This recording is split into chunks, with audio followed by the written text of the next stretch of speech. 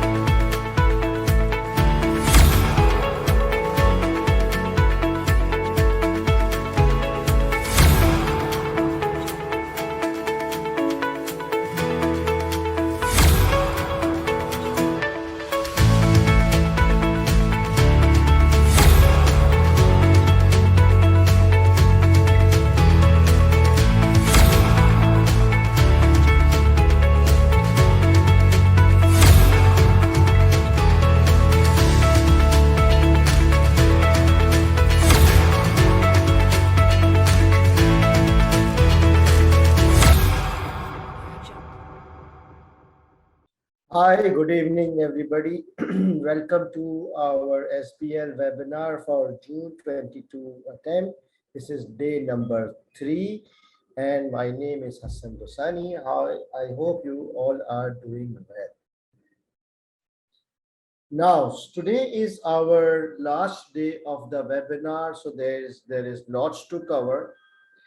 And today specifically, I will keep at least 15-20 minutes towards the end for open-ended question and answers, which means that you can ask me any sort of questions you want, but towards the end. Okay.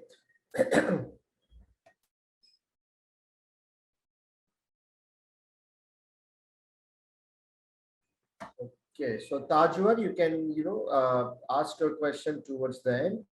Let us move on. This was our strategy for the June webinar. Revise important topics. We did some topics, and today also we will do project initiation document. We already spoke about professional skills. We spoke about various formats on the first day. We spoke about exam techniques on second day. Technical articles we will do today. Okay, whatever technical articles are applicable, we will do today. I will share the study plan today, and of course, we will do some practice and drafting today as well. So, Tony, just send me a WhatsApp and I'll send you the link after the class. All right, before we proceed, this is a CBE approach, and you must watch these 3 webinars after you have done this webinar. If you are a self-study students, you need to watch these webinars. Okay. How to ask question? You need to type your question in the chat box, but your question should relate to the topic under discussion. As I mentioned, any open-ended questions, I will specifically give you time towards the end today. That's my brief introduction for students who are joining us for the first time. More important is my personal WhatsApp number. You can reach me on this. Also, I'm operating global SBL groups. So if you want to be part of those groups, then you need to message on this number and you will be added to the group. You will be sent the link. And if anybody can send the link on today's chat, that would also be good. In fact, I have the link. Let me paste here. Let me paste it on the chat right now so that people who are struggling to join can click and join here. Okay. Thank you. I did it. Yeah, Wali, I just saw. Thank you so much once again. All right.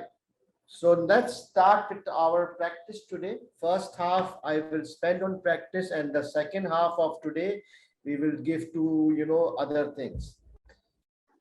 As I said yesterday, for all the questions, these are the 3 prerequisite things which you need to remember. What are these things? Professional skills, formats, and exam techniques. Okay. So today our topic is project initiation document. We will be doing SBL specimen paper 2, which is Railco question number 5B. So our topic is project initiation document. So before we start this question, I want to briefly revise the topic so that we are all on the same page. Okay. So can anybody tell me what is a project? Please type. What is a project? Project. What do you think is a project?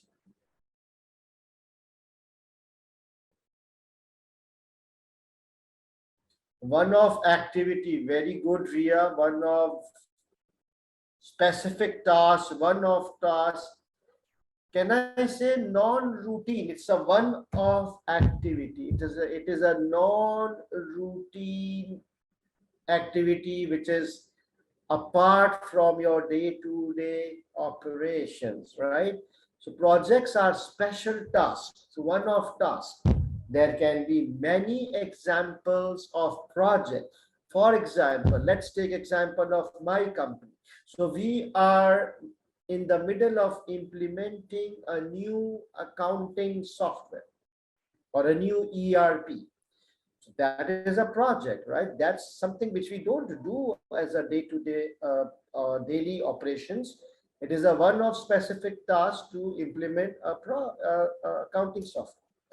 Also, we are developing our website and making it, we are upgrading our websites, and we are making it, you know,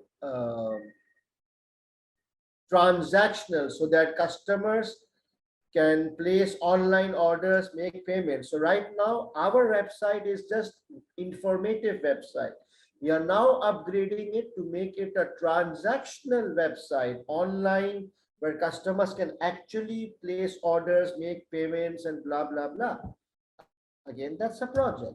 Also, we are now expanding and we are constructing a new office in another city. It's a branch. So construction of that office is a project. Understand? Project. Now, do you think organizations, they run projects? Yes. Most of the time, one way or the other, there is some kind of project which is going on. And why do organizations, they do projects? What's the reason? Because normally projects are done to improve the organization, to increase its revenues, or to reduce its costs. There is some business objective, some business benefit behind the project. So if you do a project, then only you will start achieving those objectives. So projects are very important for companies' growths and efficiencies. Now, do you think project involves serious money? Project involves money? Project involves time and efforts? Yeah, of course. So generally, projects are very serious. Okay, project means because it requires extra time, extra resources, extra funds. Projects are serious. We have to take them seriously. Can anybody tell what will happen if a project fails? So we did a project and it was not handled nicely, it was not done properly, and it failed. What will happen? Loss of money, loss of resources, the business objective which was dependent on that project, that's gone. Project can have a failed project can have far-reaching consequences.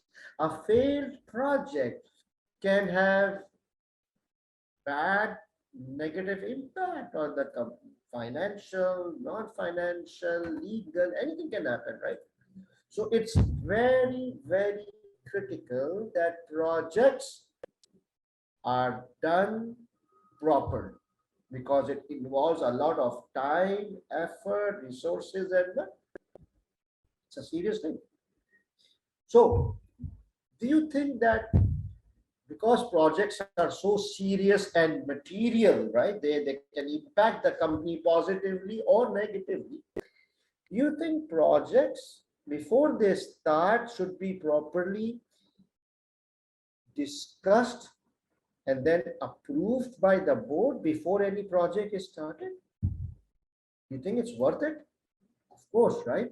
Projects involves extra money, extra resources. So it should be discussed in detail, the pros, the cons, the risks, the reasons, why not. All this should be discussed at the board level, and once the board is convinced, they should approve, they should sign off on the project, and then the project work will start. Sometimes the board may not be convinced, right? It is also possible. So they will reject the proposal. and hence the project will be shelved. It will not be undertaken. So it is board's rights and duties to analyze the pros and cons and the reasons and the objectives and the benefits of the projects, and then either approve the project or reject the project. Okay. Supposing the board approves the project and then the project fails or the project does not achieve the desired or the expected benefits, who is to be blamed? You think the board will be responsible? Yes. No, the project, no, not the board. Because if the board has approved something, then collectively the board is accountable, right? So it is serious. So the board has to make sure that whatever approval they give, they have thoroughly studied the projects and they are monitoring it. And because ultimately the board is responsible for the companies. Yes, Abbas, but ultimately the board, right? All the committees, they are reporting into the board, right? Right. So now, do you understand what I wanted to explain that you guys was that projects are serious things. They involve extra time, extra resources, extra risks, extra money. So they have to be taken seriously, and the board should approve all major projects before it is initiated. Got it? Yes, Shazad, also the project sponsor, but ultimately the board, the person who was, if I approve something, if I have reviewed and if I have approved something, then I'm responsible, right? If it goes wrong. So if the board approves something, they are also responsible, including the project sponsor. Okay, happy? So now, if you are the board of directors, if you are the board of directors, okay, and the marketing director comes to you requesting for a new project. You are the board of directors. The marketing director wants to initiate a new project and it requires $1 million investment. Now, will you approve it? Because the marketing director is a nice, truthful, honest person? Or would you ask certain questions so that you understand the project and then only you will approve? So what are those questions which comes to your mind? What are those basic information which you would expect the marketing manager to share with you? NPV, cost benefit analysis, I'm just reading. Revenues, objective, very good. Payback, IRR, reasons, resources, risks, stakeholders, feasibilities, chances of success. How will it attract more customers? No, Abba. Okay, it's a marketing project. I get your point. Okay, duration. Okay, constraints, human resources required, the scope, the assumptions, timelines, risk assessment. Very good. Technology required, monitoring and reporting process. Very interesting. Capacity, benefits, constraints, monitoring criteria. Very nice. Very nice. All of you are absolutely correct. So if I put all of this together, I have a list of basic things which should be there. Okay. So the document is called Project Initiation Document. This is a formal document which is prepared let's say by the project sponsor, and this is presented to all the board of directors. The directors, they study this document, they review this document, they come back with questions, and then based on this document, they either approve the project or reject the project. Got it? So now, what are the contents of a project initiation document? These are the contents, which are basically the ones which you all replied in the chat box a few minutes back. Now, there is no hard and fast fixed format of a project initiation document. There are 10,001 formats in the real world.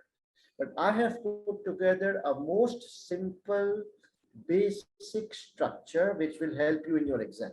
Okay, so the first thing should be included is the scope and objective of the project. That's the first thing I would like to know. Why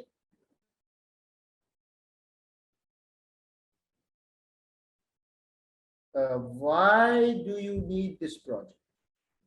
What is the objective? Why? Why do we need to do this project? What do we have to achieve out of this?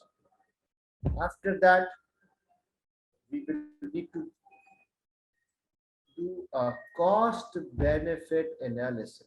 These are mostly financials. Okay, what is the costs? What are the benefits? We will calculate NPVs and IRRs and payback and projections, whatever. This is the financial side. Then, who will be the project sponsor? Now, this is where many students are confused. Project sponsor is a person who is proposing the project.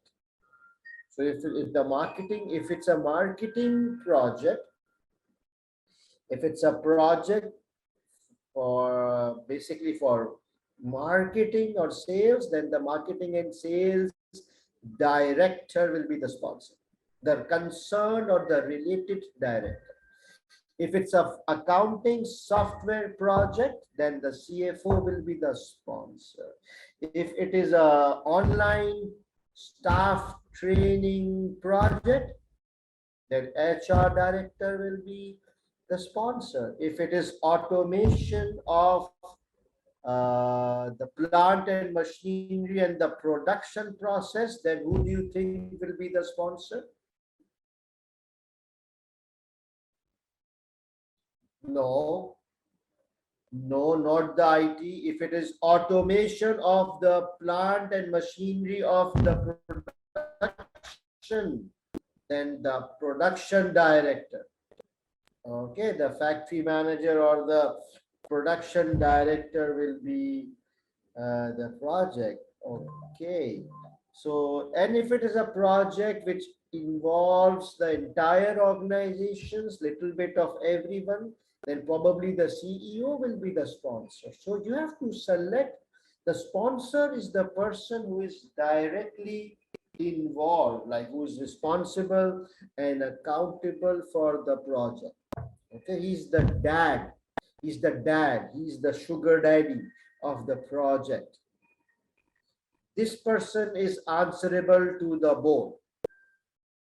If the project is successful, this person will be rewarded because he was the person who came up with the idea and he took the project forward, and it bring profits to the company. But if the project was a failure, then this person will be held accountable and he will be fired or whatever. The project sponsor is the dad. Okay, and normally the sponsor is a director level person. It has to be a senior person because he is accountable to the board. So normally a project sponsor is a fellow director, the concerned director. And if it's an IT project, like a website project, then IT director will be the sponsor. Then there is a guy called project manager. A project manager is the captain of the team. He will be doing the leading the day-to-day management of the project. The project manager should be a technical person, should be a specialist, right? He should be experienced. Project manager reports to whom? Any idea? Project manager reports to whom? The sponsor. Exactly. He's the technical person. He reports to the sponsor. If the project manager gets stuck somewhere, if he needs some clarifications, he will go to the sponsor. If he faces any problem, he will go and talk to the sponsor. And the sponsor reports to whom? Any idea? Sponsor reports to whom? The board. Yeah. Okay. Now the project team. So again, if it's a big project, we may need a team. So the team, the project manager will put together the team. And the ideal thing is that the team should be a dedicated full-time team to the project. That's the ideal scenario, that if there is a project team and a project is important, then it should have a full-time dedicated team. All right, rather than part-time employees. So a project team, if you don't have the in-house expertise or resources, then you can also outsource or you can hire people on contract, all those things. But the team has to be a good team, and they work under the project manager.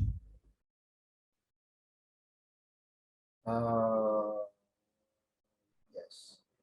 Who is leading the team? Charles, what kind of question is that, my friend? Who is leading the team? The manager. There's a hierarchy, right? Project sponsor, then the project manager, then the project team. Got it? So project manager will lead or supervise the team. Don't you understand the concept of hierarchy? It's simple, my friend. It's very simple. Now, are there any other, who are the key stakeholders? Project, it depends on the nature of the project. If it is affecting our customers, then we need to know who are the key stakeholders, internal stakeholders as well as external stakeholders.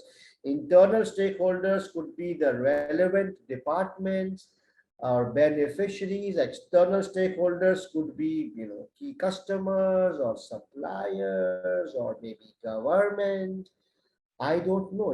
It depends on the project. So, but we need to identify who are the key internal and external stakeholders who will be affected or involved in this project, so that we can manage them, communicate with them properly. Got it? Board, yeah, board can be a stakeholder. Why not? It depends. So we need to identify if there are any possible external, internal stakeholders. Now, then we also need to know the project duration. How long the project will run? 1 month, 1 year, 3 years, 9 months, 5 years? I don't know. So we have to clearly specify the duration. Okay, depends on the project to project, but the board will need to know how long the project will run based on the project. Then key risks. What are the key risks involved in the project? I would like to know beforehand. Before I approve, I want to know whether there are any key risks. Again, it depends from project to project, but from exam point of view, you can categorize the risk into 3 risks. Okay. Quality risk, timeline risk, and cost risks. What did I say? Quality risk. Quality risk means that the project quality may not be up to the mark. That's a possibility, right? So for example, if we are building a new office or a new factory, the construction quality may not be up to the mark. There later on we will see so many complaints and issues. Or if we are installing a new software, later on the software gives some problems. So the project quality, that's one risk. Timeline, duration, timeline risk, that we may miss the deadline. Do you think that's a possibility that the project may miss the deadline? Yeah, quality, time, and cost. And the third risk is the project may overrun the, the budgeted costs. So quality, time, and cost. These are the three critical aspects of all projects: quality, time, timeline, or cost. Got it? So when we talk about key risks, I would want to, you can in the exam just talk about any risk relating to quality, and the risk related to time overrun, and the risk related to cost overrun. Just a minute, guys. I'm receiving some messages. I just want to check whether students are okay, able to join. Some students are not able to join on laptop. I honestly don't know why. I have joined on my laptop. Quality, Akshay, means the quality of the product, right? Whatever project we are doing, the quality should be good, so that later on, if you are building a software, it has to be good. If you are building a website, it has to be good. There are qualities, right? So maybe if it's a bad quality, then the project will fail. Okay. Constraint. So we need to also identify constraint. So from an exam point of view, you can talk about human resources, like if you require any expertise. Human resources may be a constraint. Financial resources, technological resources, these may be possible constraints. The project may require some specialized people or some extra money or extra technology. So this will be coming under constraints or requirement. Yeah. And project governance and monitoring. How the project will be governed and monitored. Obviously, if it's a 3-month project or a 1-year project, how frequently should it be monitored? So all the governance aspect needs to be clarified. Also, someone mentioned in the chat that major assumptions made. So that can also be included.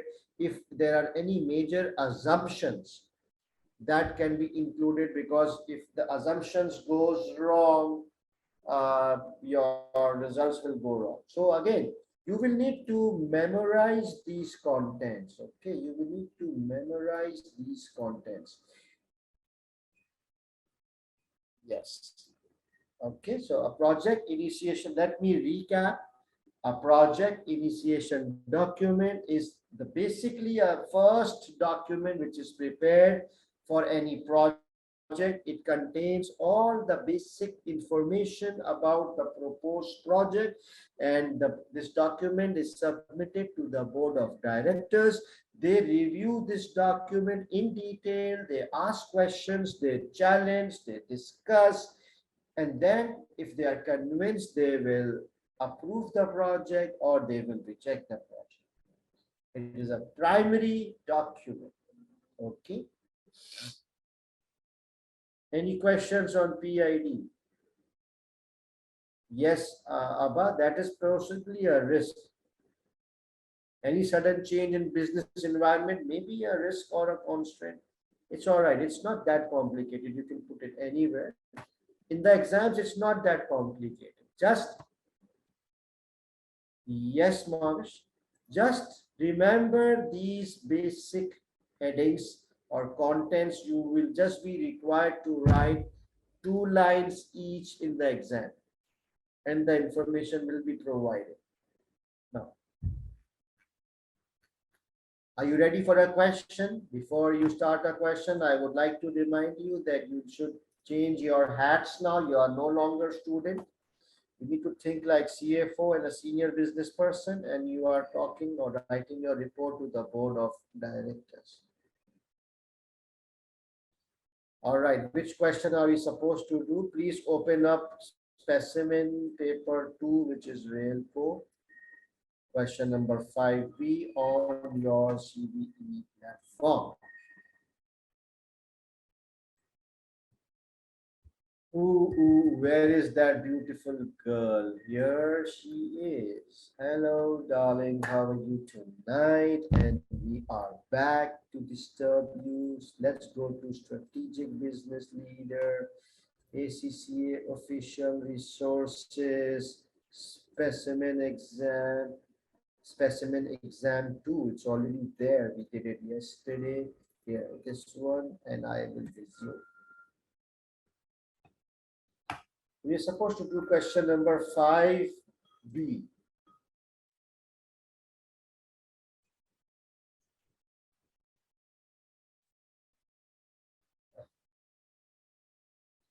All right, so you are a project manager working for the director of projects and infrastructure of Railco. Interesting. What is your role? You are the project manager, and you're working for which director? There's a director of projects and infrastructure. So Railco, maybe it's a big company. So they have a separate director for projects and infrastructure. So you work under that. 5B. So you have been asked by the director of projects and infrastructure to write a business case to the board. No, this is 1A. In which you will blah, blah, blah, blah, blah, professional marks. And B, produce a project initiation document, which could be used by Railco to assist in planning the implementation of an online ticket sales system. Professional marks available for communication skills in producing a PID to be used by Railco. That's very simple, that you have to use layman language, simple, to the point, nice format. That is communication skill. Nothing extra needs to be there. Business case format is very simple. Ria, you can look at my day 1. I had shared a business case, but this is a specimen paper. To date, the business case format has not been tested. So we will focus on project initiation document format. Okay, that is another format. Business case was for part A.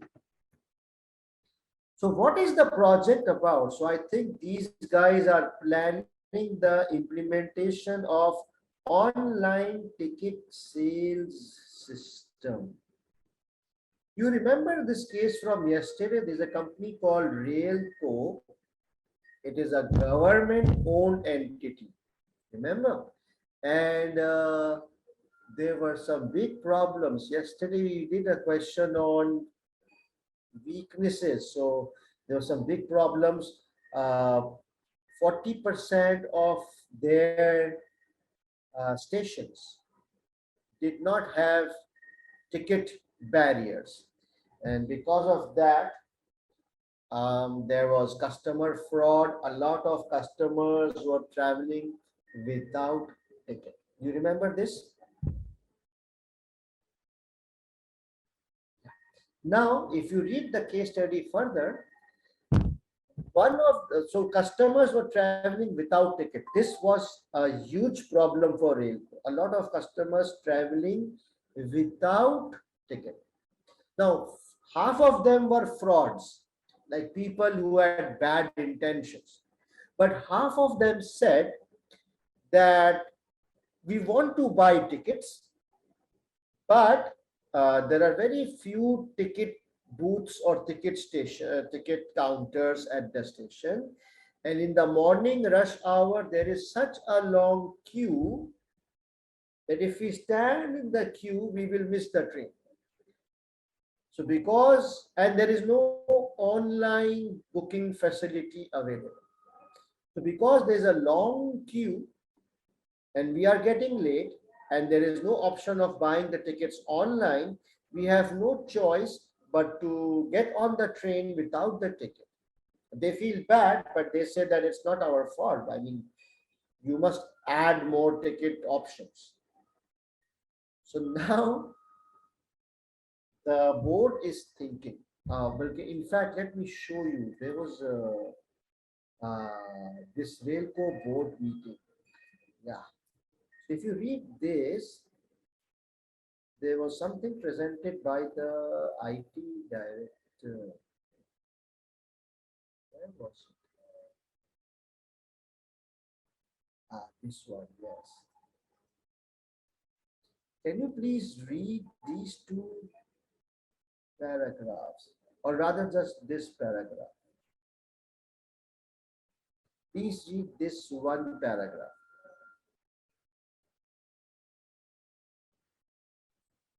The IT director made a short presentation on the use of online booking systems by other rail businesses. So there are other rail companies, they use online booking system, whereas we don't have online booking.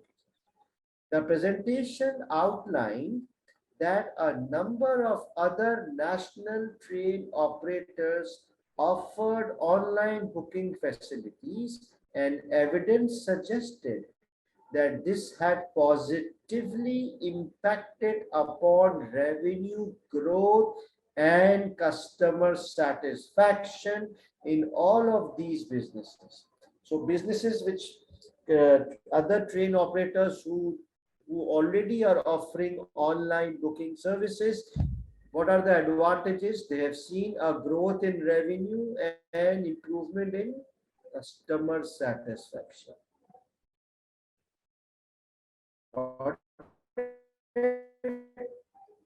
Now, that's the background. Can you open up the Word document? And please, can you make the skeleton of the answer? Please, can you, what is the task number? Task 5B. Please make a project initiation document, the skeleton. I give you 2 minutes. Time starts now. And then we will start filling it. No Mavesh. Please make.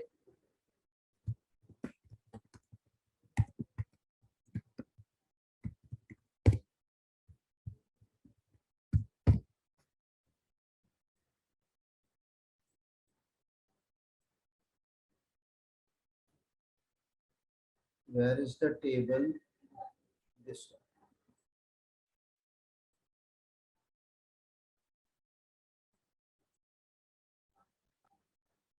Do you know you can reduce the column size by dragging it here like this?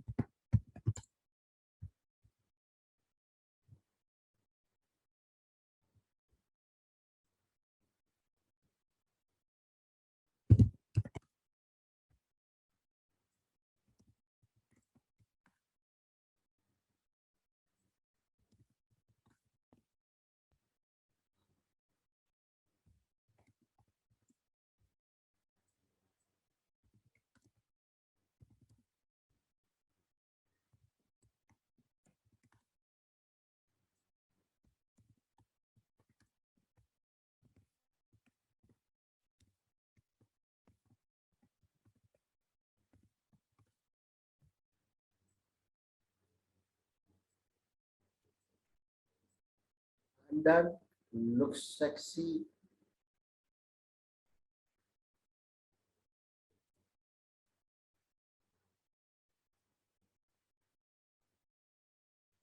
Please, once you have made this document, please type done.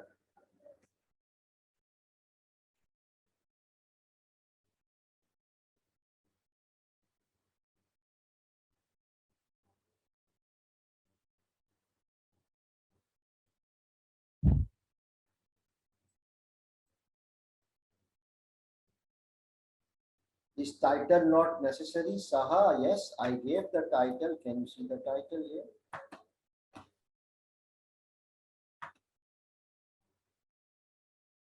30 more seconds, guys. You need to speed up.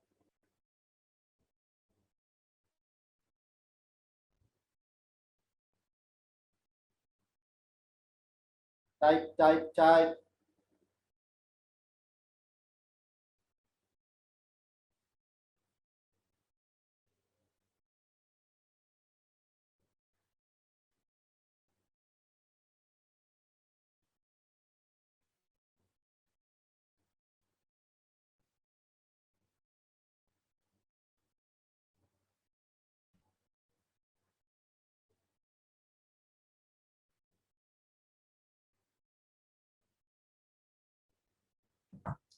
All right. Now, I want to show you a very interesting thing. So we read this exhibit 5, right? So we know what are the advantages or objective, revenue growth, customer. Where is the rest of the answer? Where is the rest of the information? Where can I find more details about the project? Because I have to, fill this, right? All this information, the sponsor, the manager, the team, the duration. Where can I find all this information? Normally, the informations are given to you in exhibits, correct? We all know that information is supposed to be provided in the exhibits, but there is, in this question, none of the exhibits, they contain any direct information except this one, which we just read. So where is the information? Okay, so open up the question number 5. Now, all these requirements, if you see, there is a small preamble before each requirement. There is a small story or paragraph before the bold portion. You can see it in all the questions. For example, task number 2, this is a small preamble and then the requirement comes. Again, for task 2B, there's a small preamble and then the task comes. It's very important to read these preambles because sometimes some important information is provided in the preamble instead of in the exhibits. So can you read the preamble now? You are project manager, blah, blah, blah. The director of projects and infrastructure is putting forward a proposal to the board for a project to invest in an online ticket sales system. What is the project about? Invest in online ticket sales systems. The project should be fully operational within 12 months. What is this? 12 months? Duration. It looks like duration. Very good. But would need to be undertaken by an external firm of developers, as Railco does not possess the internal expertise. So he sees that this online project, online development, we don't have the expertise, so we need to engage or hire external firm for developers. Developers means the software developers. However, the Railco would manage the project. That Railco, the project manager will be from Railco, which is actually you, but the team will be in, so you get it. So much information is hidden in these three lines. Very nice.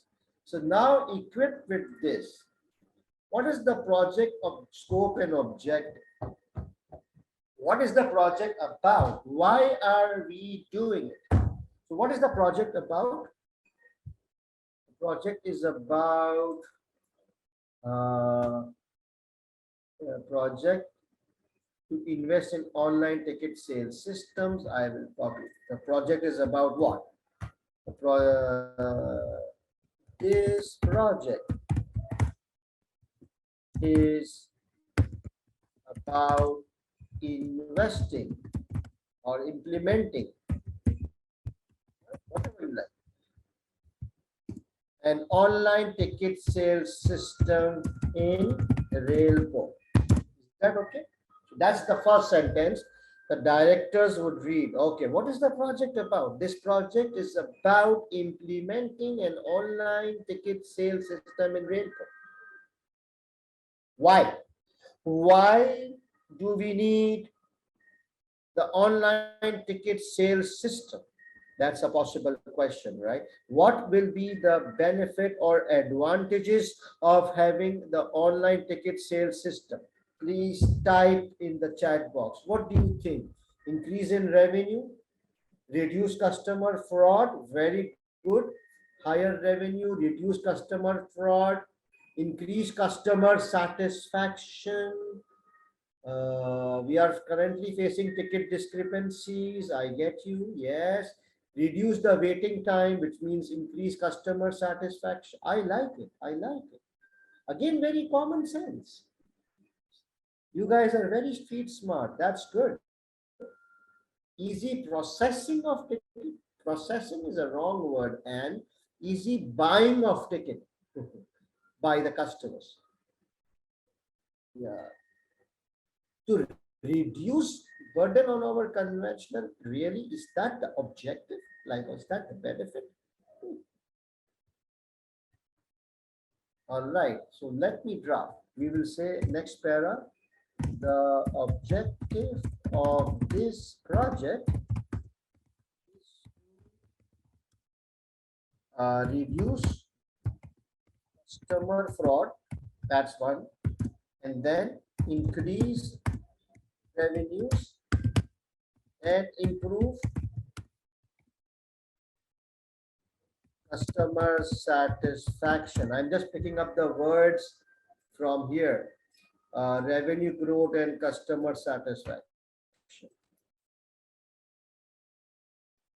The objective is, or the objective of the project is to reduce customer frauds, increase revenue, and improve customer satisfaction, or by reducing, oh, forget, enough, customer satisfaction. Any questions? To the point, simple. Also reducing staff turnover, that's an indirect benefit. You just can't go on blabbing. Just 2 or 3 big objectives or advantages. Reduce customer fraud, increase revenue, improve customer satisfaction. Alas, reducing staff turnover, I don't know how it's possible due to this. Okay, what will be the major costs? So there is no costs and benefit data given in the scenario. No NPV, no IRR. So no numbers are available, but at least can we just identify what will be the major costs in setting up an online ticketing system? What would you require? Any idea? What are the major components of setting up an online option? Where you need a website, you need a software, you need. Oh, who the fuck is that? Amir Shafiq, what are you doing, Amir? Shit.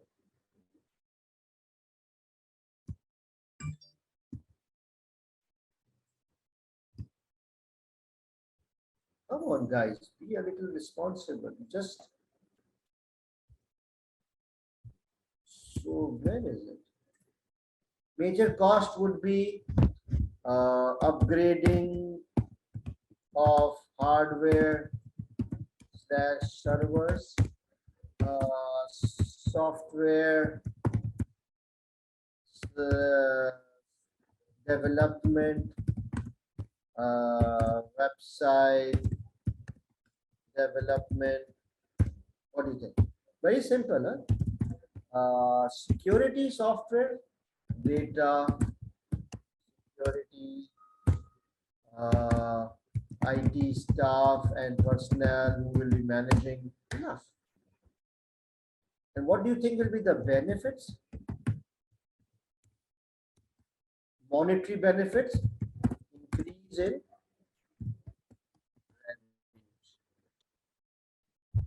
monetary benefit. This section is financial. So what will be the monetary benefit? No, Vartika. Customer satisfaction will not come under cost benefit because this is more about financials. Okay, revenue increases. Customer satisfaction is all mentioned here, but when we calculate the NPVs, IRRs, the cash flows, then we need numbers. So you cannot quantify, right? Got it? Again, reduce fraud. What are you saying?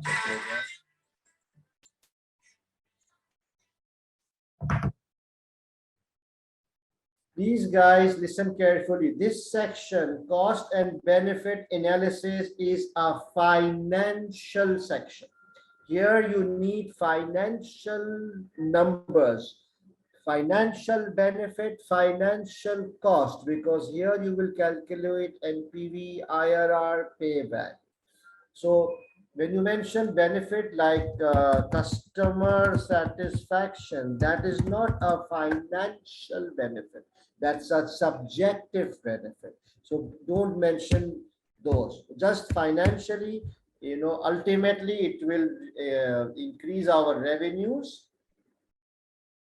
And these are some direct costs. These are all financial costs, upgrading of hardware.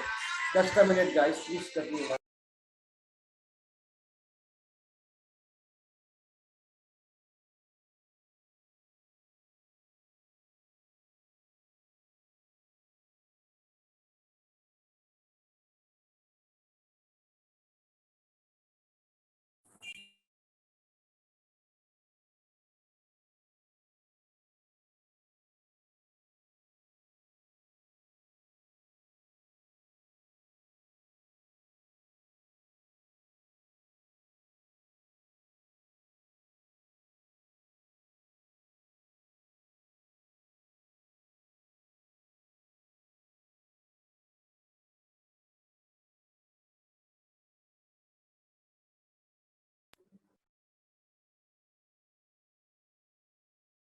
Okay, guys.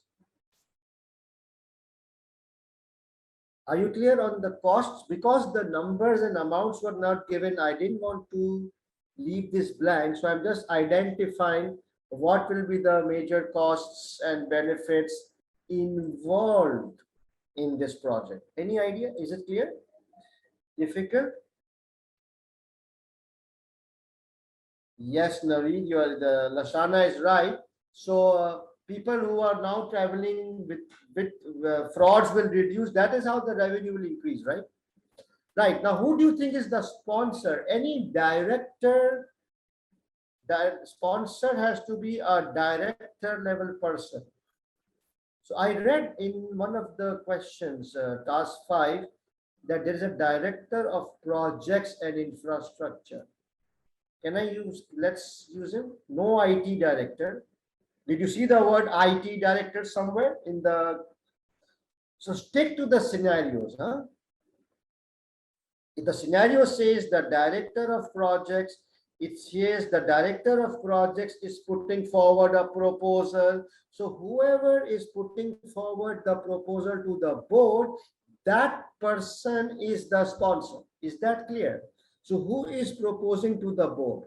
IT director or project infrastructure director? These are the small things which will decide you will pass or fail. Okay, you have to be very smart, eyes open.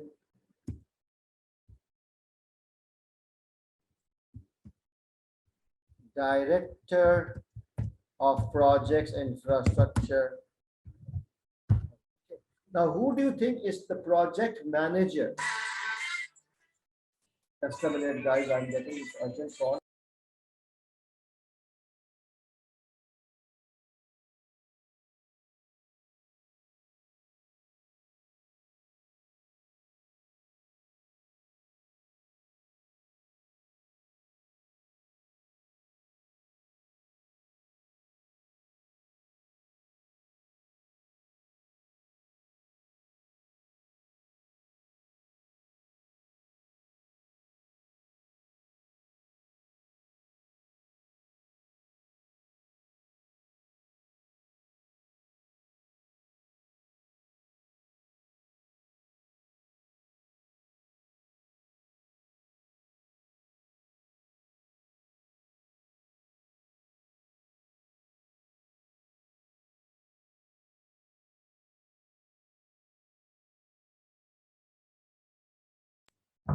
Sorry, guys, that was some urgent emergency call.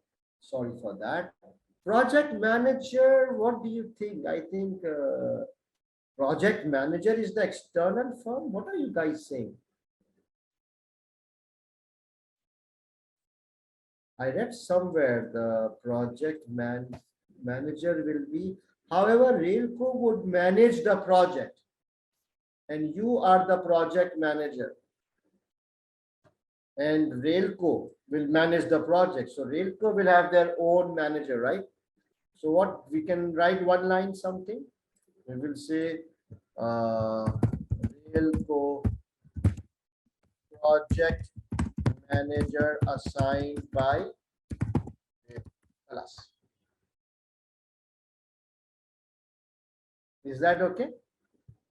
Very simple, because it clearly says Railco will manage the project. We will not engage outside project manager. So project manager to be assigned within Railco, whatever English you want to write. Is this clear, guys? Everything is given. Yeah, we are the project manager. So do you want to write your name? You can't write your name, right? All right, project team.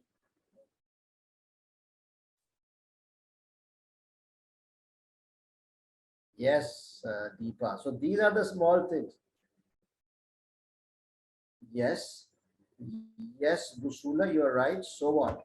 Project manager to be assigned within the rail. Project manager from, let's say, what's happening? Project manager from Railco.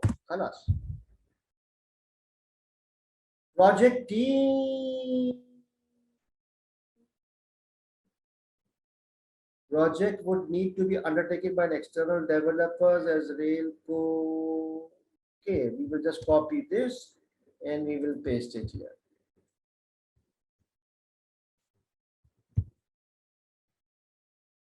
Project to be undertaken by an external firm of developers as Railco does. That's good enough.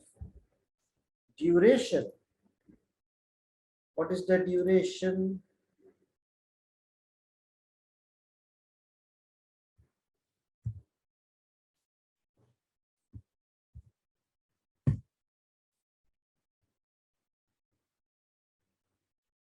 Is that clear, guys? Just writing 12 months is not okay. I mean, if you can write a sentence, this is going to the board of directors, so it should look a little bit proper, right? Key risks: quality, time, and cost. Just explain what is quality risk. What is the risk here? The quality means what? It's a project for online Online ticket sales system. So what do you mean by quality getting bad? Yeah, software failure. So the system is not good. The online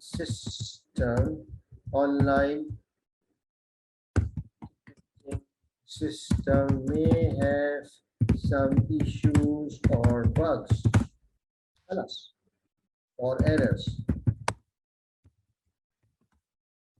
What do you mean by timeline? The project may overrun the timeline of 12 months, or the project may go beyond 12 months and miss the deadline.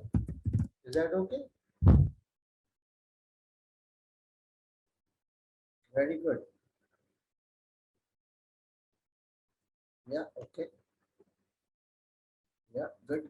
And cost, the project might not be completed within the allowed budget,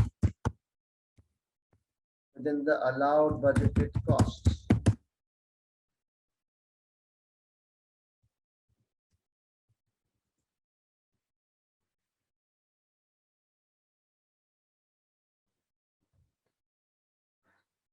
Guys, are you following? You're understanding? Anyone who is lost? Yeah, Busula, unforeseen cost. I like that word. Anyone who is lost, who has no clue? Anyone? I hope it's easy, right?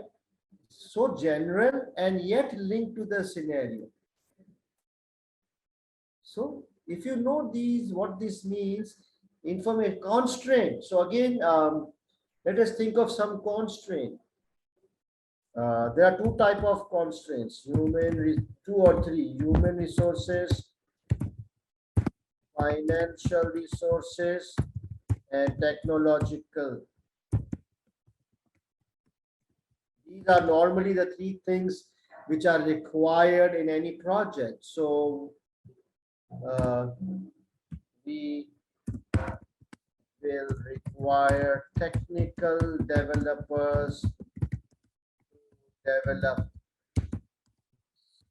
this online system.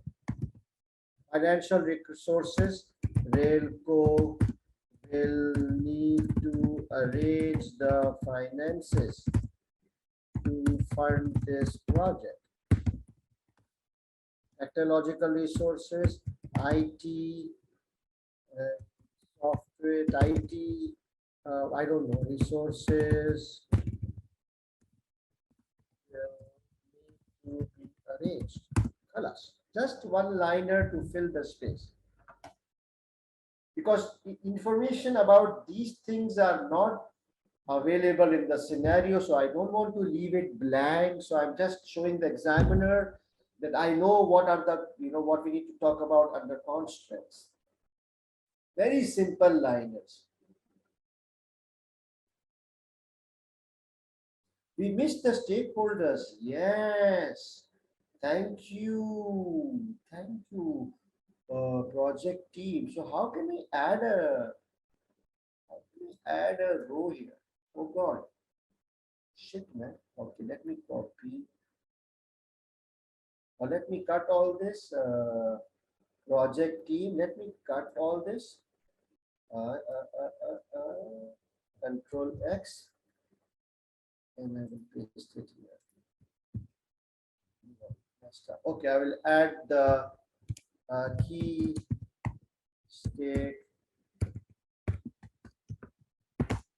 stakeholders as a last item, no problem. Constraint, project governance and monitoring. You can add a row. Sarah, you know how to add a row? Add a row, add a row, add a row. How do you add a row here? Right click and add. Yeah, really? Project T, right click. Right click, row, insert row, Before. Love you, Sarah. Who's this unmuted person? Kamal. Abha, you want to speak? You raise your hand. No, sir, I just wanted to tell about the row itself. Okay, thank you so much. So yeah, so you can right click and then you can add row. So I'll just Control X and I will take it. Where was it? Key stakeholders. All right, let's constraints, project governance and monitoring. So what do you say, guys? How do you propose this project should be monitored? Monthly, quarterly, annually? Who should monitor? What do you suggest? I just need one liner. Weekly, no Chatrika. Weekly is, you think the board should have a weekly meeting? Like they will meet 52 times for this? Since it's a 12 months thing, if it normally depends on the project duration. It's a 12-month project, so either I'm okay with monthly or quarterly or something. You can also say bi-monthly. What is bi-monthly? What is it? No, half year is too late, my friend Josefa. Half year means the board will only meet once to monitor the project. That's too bad. Either monthly, I think monthly is a bit too fast because you see, board is busy on a lot of other stuff. And also the project needs to progress, right? So I think monthly, quarterly, or bi-monthly, whatever you like. Every 2 weeks, no, Aruna, that's too frequent because is it the only thing the board does? You can do monthly or let's do monthly. The Railco board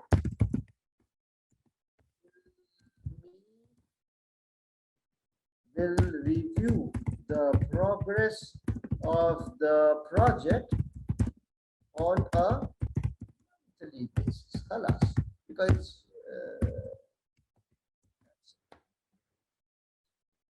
less than a month will be too frequent. Okay, so either you can go for quarterly or monthly. These are the two general benchmark, general standards, monthly or quarterly. That's it. That's the governance. Monitoring is governance, right? Who's this unmuted person? These guys. Right, we are done. So are there any key stakeholders?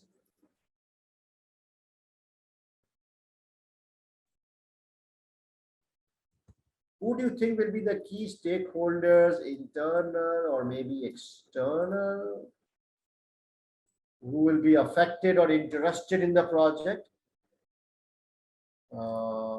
Let's talk about internal first. I think the board of directors are the key board of directors internally because it's a major project. It will bring major revenue. It will stop fraud, customer satisfaction. That is the role of the board. So I think internally the board of directors would be really interested in this project. What about externally? Customers.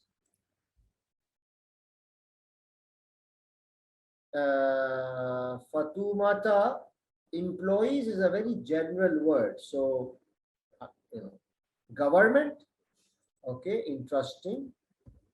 Government or Minister of Transport. Because in this case, I did not see the word government. I saw the word Minister of Transport. Remember yesterday? Okay. Okay.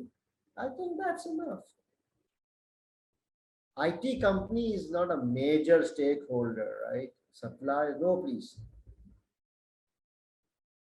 No, don't go to this extent. I think enough. It says key stakeholders, key stakeholders. I don't want all the stakeholders, all the birds, all the plants in the earth. Forget it. Just 2 or 3, one internal, 1 or 2 external, more than enough.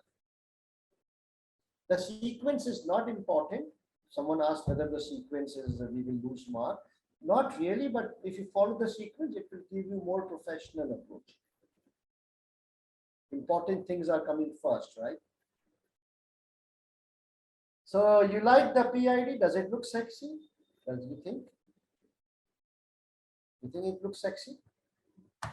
It's nice.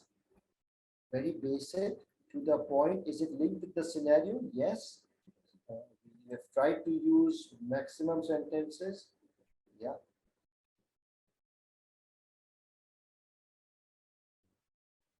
Did you enjoy it?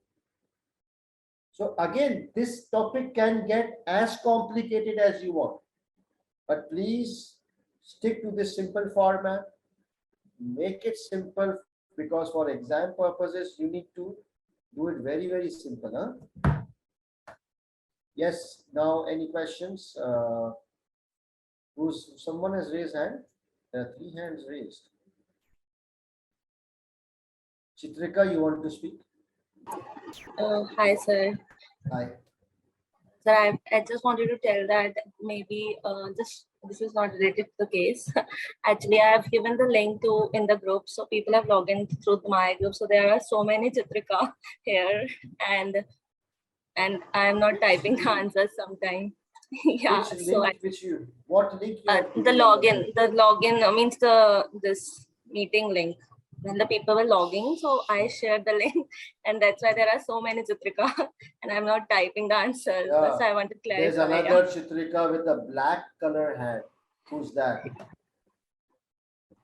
Yeah, I just wanted to clarify the same. Yeah, there are 5-6 Chitrika now in the group. Okay. I hope you're all as good looking as you are. No worries. I just wanted to clarify. Thanks. Yeah, Okay. thanks, sir. Jenny, you wanted to ask something? Yes, thank you, sir. I have had a challenge to draw the table because of a malfunctionality on my CBE platform. Wow. So what can you do when you're in an exam and you have to draw the table? Paragraph style. Okay. You write thank you. Objective, and then you type the objective here, and then cost benefit heading and paragraph. Okay. Okay, thank you.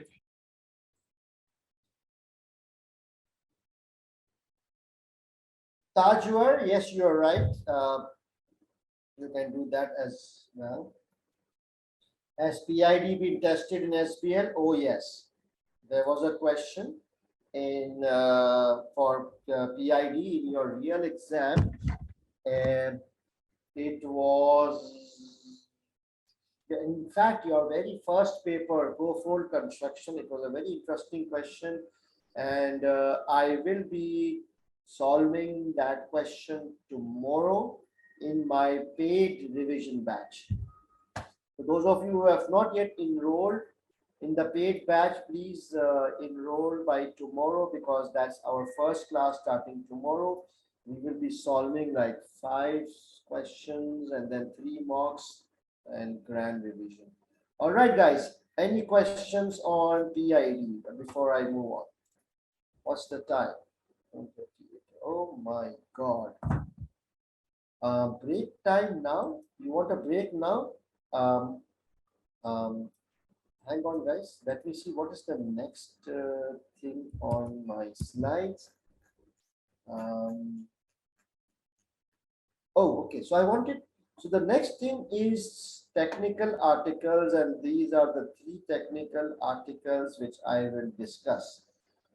So we can do it after the break, or you want to do it now or after? That's right, now or after?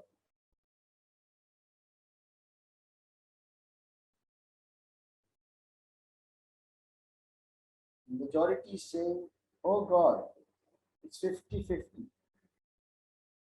It's 50-50. Okay, how do I solve this problem?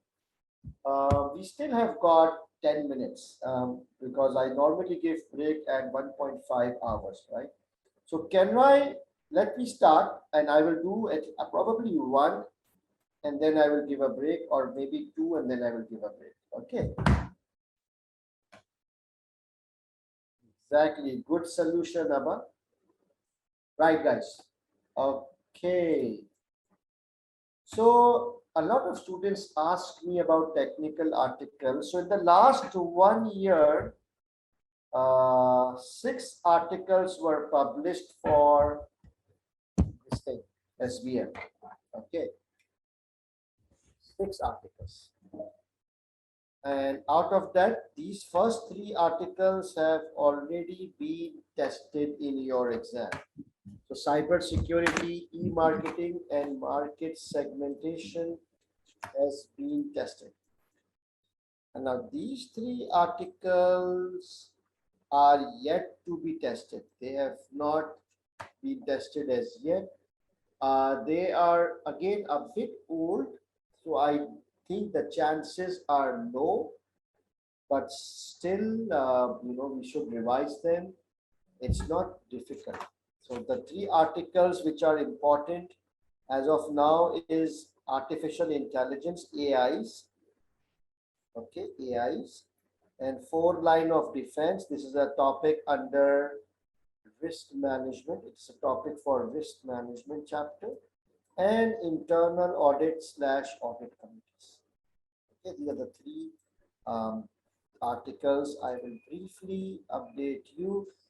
Any new articles? So far, I just checked. So far, as of today, no new article has been published. All these 3 are old articles. But we need to, watch the website, and if you get any notification about any article being published in the next week, do let me know. Okay. Right. So the first one is AI, artificial intelligence. It is also robotics and machine learning. No chance. Artificial intelligence, basically we all know what is AIs. AIs, are computers or systems or softwares which has a brain of its own, and they think like human, and they take decisions like human. They are intelligent systems. They can talk to you, they can execute work, they can solve complex problems. So these are very advanced softwares. Okay. Have you seen robots which can talk to you? They can talk to you, they can work for you. I've seen lots of robots in Japan. You can go and talk to the robots, they can guide you. Yeah. Now, so robotic, as we all know, AI is getting so popular these days. A lot of progress is happening on the AI front. A lot of things are happening, right? Can you guys give me any examples? For example, these are the industries where AI is now being used more and more frequently. So in manufacturing entities, do you know? Have you seen any AI? Alexa, Amazon, that's for customer, retail and customer. Manufacturing, if you go to large factories, you will see all those robotics doing the manufacturing rather than human employees. Correct?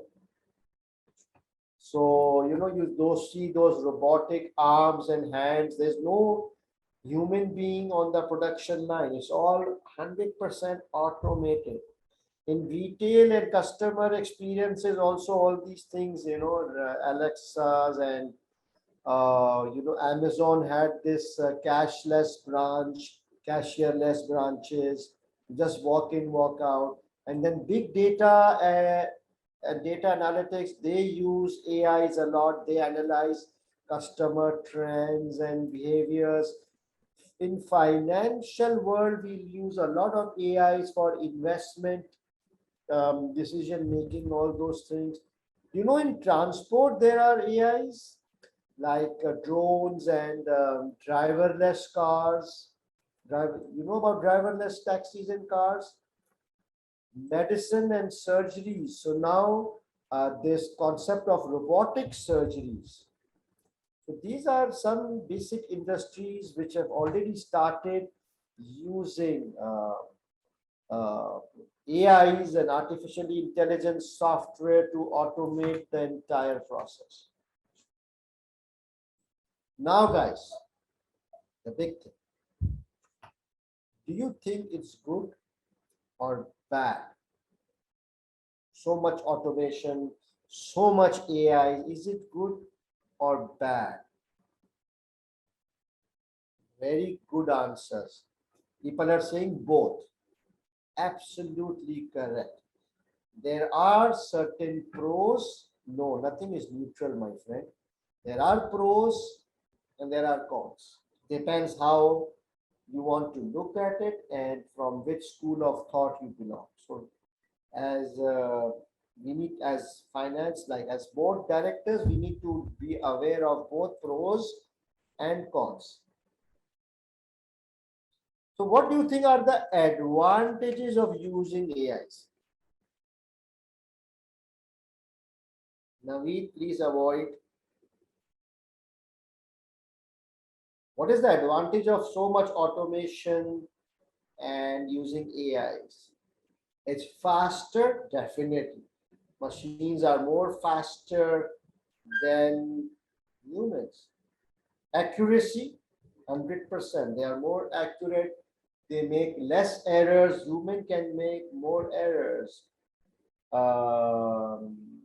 What about issues relating to staffing, like leaves and salaries and bonuses and strikes and trade unions? I'm not in the right mood to work today.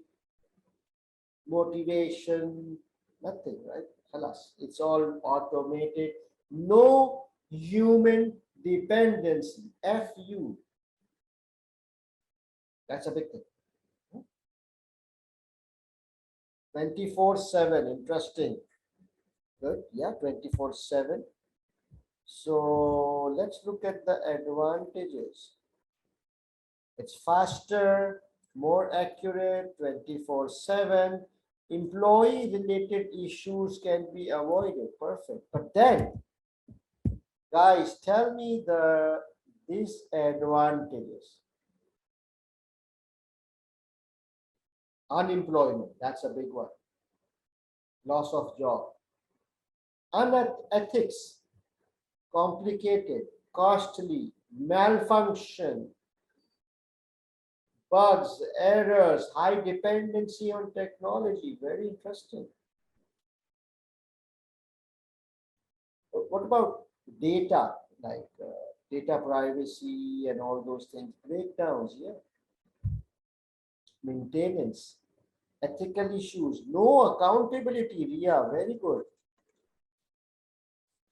Yeah, so let's go. I think there are more disadvantages, it looks like. So high dependency on technology. So you are so much dependent on technologies that tomorrow, we are putting all eggs in one basket, right? Security and hacking risks. So if everything is automated, everything is software, hardware driven, then you are prone to hacking risks. Misuse of personal data. Again, if so much automation is done, you're bound to have data somewhere, and those can be misused, hacked or something. Creates unemployment in the society. Profits will be concentrated in hands of corporations, meaning that when you're not paying salary, people will become more poor and companies will become more rich because they're not paying salaries. Lack of ethical and moral values. That's interesting. Machines don't have moral values. Okay, they just do as they are instructed. They don't have sympathies. They don't have moral, ethical values. So maybe if I see some poor student or a student with one arm or both his legs cut, I might give him a discount, or even I might give him a free course because I have some feelings and empathy for that person. But machines don't have these moral things, right? So these are the issues, risks or issues. And then the, if the organization is thinking of implementing AI, you need to look at the pros, you need to look at the cons. So you must be aware of this list and the ethical matters, impact on employment, compliance with social norms, ethical use of data, transparency, accountability. All these are question marks. These are things which you need to flag to the board that, okay, how can a question come in the exam on this? Maybe they will ask you to evaluate. The company is thinking of automating everything using AI. Please evaluate this proposal. Evaluate means you need to discuss both pros and cons. So you will talk about some advantages, faster, accurate, this and that, but also you need to talk about risks and these ethical things. You can merge these two together. Few points, not all the points. Lloyd, that's not true. If a person who's making the machine is ethical, first of all, we don't know whether that person is ethical or not. And secondly, machine, they follow some rules. They don't deviate. They don't. So you need to make sure that ethical values are fed into the machine. And ethical values sometimes are subjective, right? They might not be rule-based. So generally, it's difficult to for a machine to follow ethical rules. Yes, Jenny? Thank you, sir. I normally have challenges differentiating between ethical matters and disadvantages. I feel like they're the same thing. Yeah, they are. Just mix them in the exam. Okay. Yeah, thank you. That's fine. Yes, Aruna, good answer. Yes, Bujula, I agree.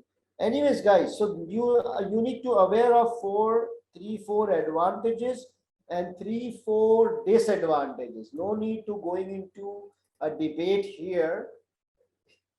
You need to understand 3, 4 advantages, 3, 4 disadvantages, so that tomorrow, if in your exam you are asked to evaluate the pros and cons, will you be able to answer 3, 4 advantages and 3, 4 risk and issues? Yes or no? Good.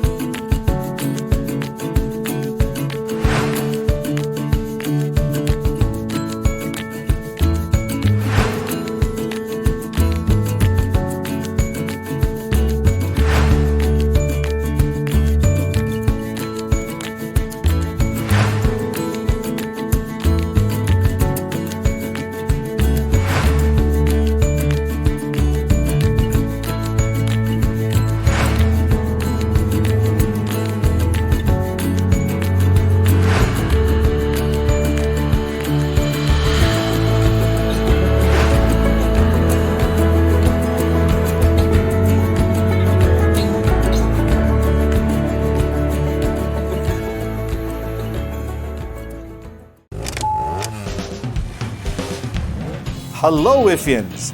Are you tired of traditional learning methodology and want to transform your learning into a game? If yes, then the wait is over. Vifhe has launched its gamification learning model, in which there are 7 levels to score 100 points. Level 1, recorded sessions. Level 2, live classes. Level 3, assignments. Level 4, test yourself. Level 5, testing platform. Level 6, mock. Level 7, quick WhatsApp response, in which you need to score at least 80 marks. But the game will not get over. You still need to pass your ACCA exam. So if you score 100 points and you pass, you will get $30 discount. If you score 90 points and you pass, you will get $20 discount. And if you score 80 points and you pass, you will get $10 discount on any other paper at Vifhe. So what are you waiting for? Let the game begin.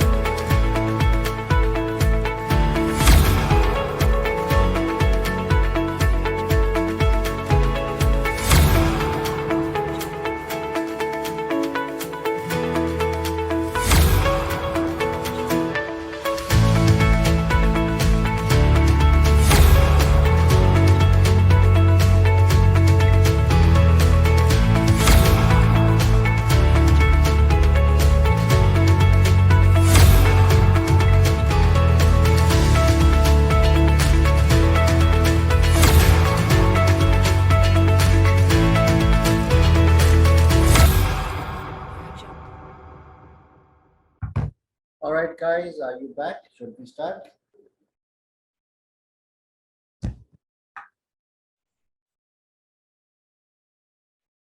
Okay, good.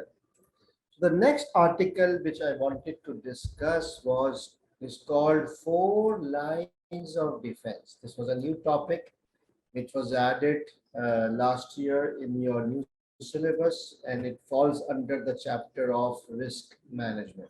Okay, 4 lines of defense. What is the meaning of 4 lines of defense? Defense against what?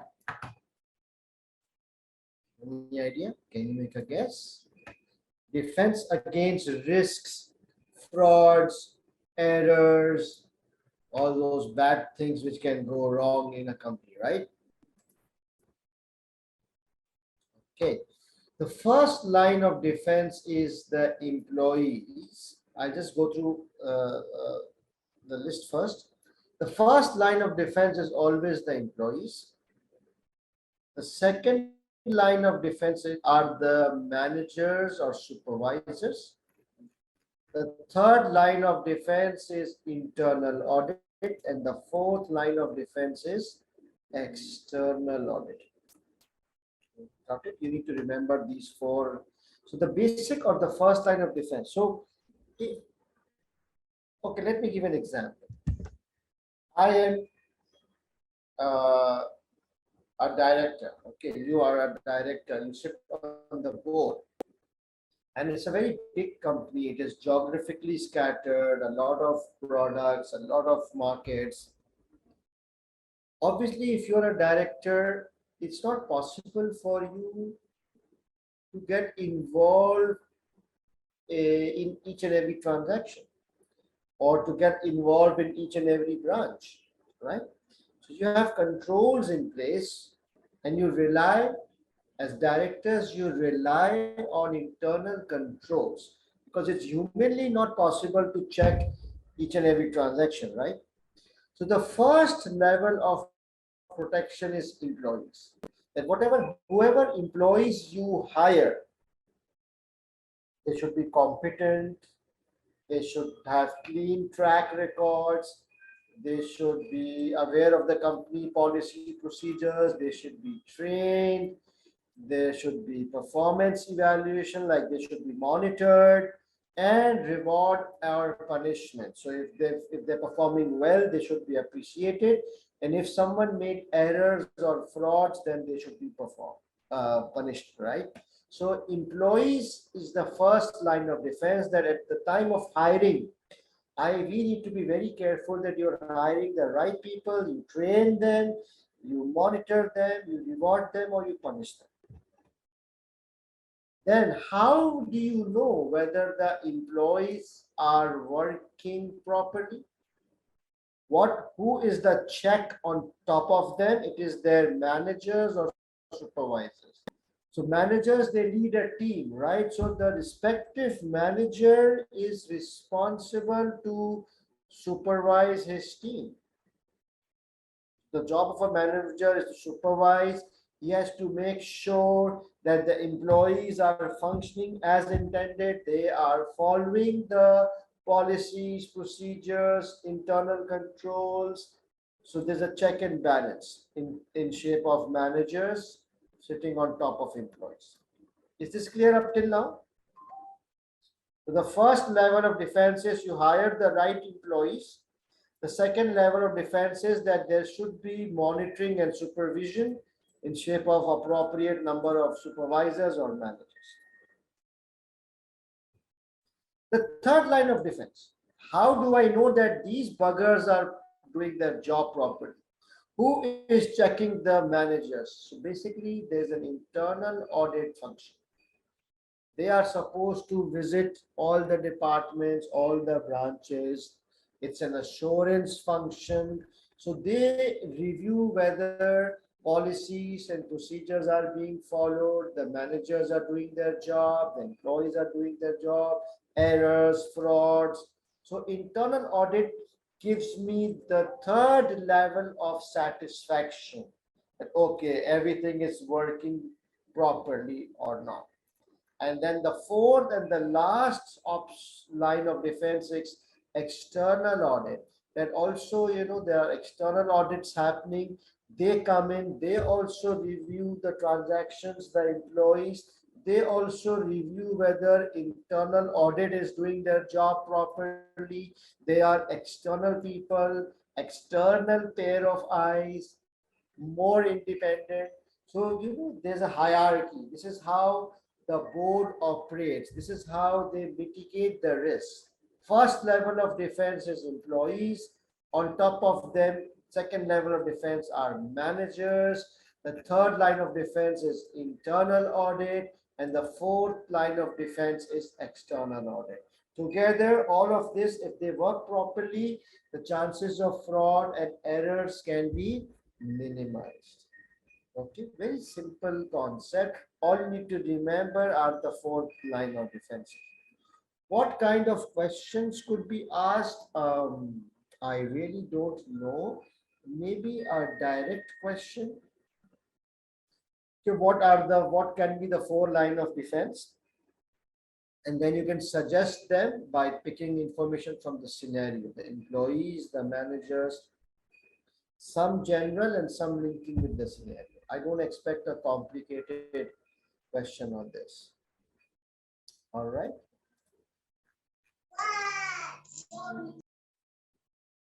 All right.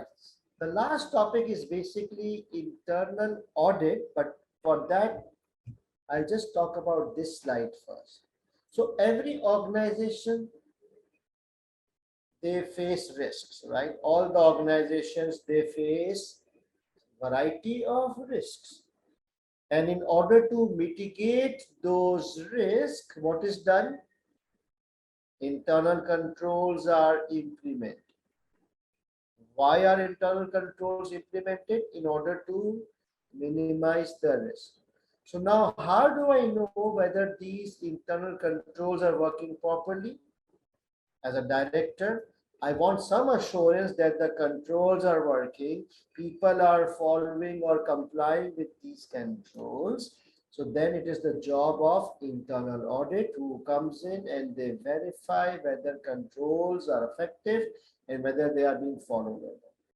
And how do I know whether internal audit is doing their job properly? It's the audit committee. Okay. Audit committee is a board committee. It consists of all the board directors. They supervise the internal audit, and then internal audit, they look at the internal controls. Is this clear? This high level sequence? Right. Now, what is an internal audit? Internal audit is an assurance function within the organization. That's why it's called internal. To ensuring that governance process, risk management, and internal controls are working effectively. So it's an assurance function. They give assurance to the board that everything is working properly. If they identify any shortcoming, they report it to the board and the board takes corrective and preventive action. Roles of internal audit, or why, or the importance of internal audit: they review the risk management procedures, the internal control systems, they review accounting controls and reporting, they review operational effectiveness and efficiency, they review legal compliance, they do special investigation. This is kind of the scope of internal audit. They do so many things: risk management, internal controls, financial reporting, operational efficiencies, legal compliance, frauds and investigations. But all these are assurance functions. Assurance means that they will come in later and they will audit everything and then give assurance to the board or feedback to the board. Now, do you think every company has internal audit? It's not mandatory to have internal audit, right? So not 100% companies do it, it's optional. Some companies, they have internal audit function. Some companies, they don't have internal audit function, because internal audit is an additional cost, right? They don't reduce any revenues. So some organizations, they feel that, they don't add value, and why should we spend money unnecessarily? So what are those factors uh, which will help you decide whether you need an internal audit function within your organization or not? So if you're a director and you guys don't have an internal audit function, and the CEO or the chairman wants us to analyze whether we should create an internal audit function. So what are the factors you would talk about? The most easiest is legal requirement. Yes, that's the most easiest. For example, if you are a listed company, then obviously it's a legal requirement for all listed companies as per law. It is mandatory to have internal audit function. So if you are a legal company, then there is no more discussion to be done. It is mandatory to have legal audit, internal audit. And if you don't have, you are in deep shape.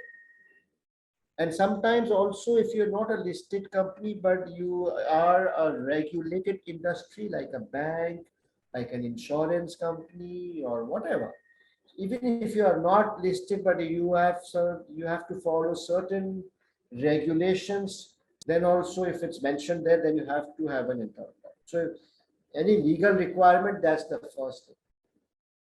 If there is no legal requirement and it is up to the organization to decide, then these are some additional factors which the directors can consider if they want to decide.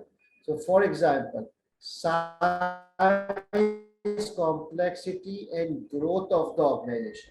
So if the organization size is very big, or the organization is becoming more and more complex, or it is growing very fast, then I think there is a strong argument to have an internal audit, because as board of directors cannot reach all the branches. So they need some assurance. So it's clear.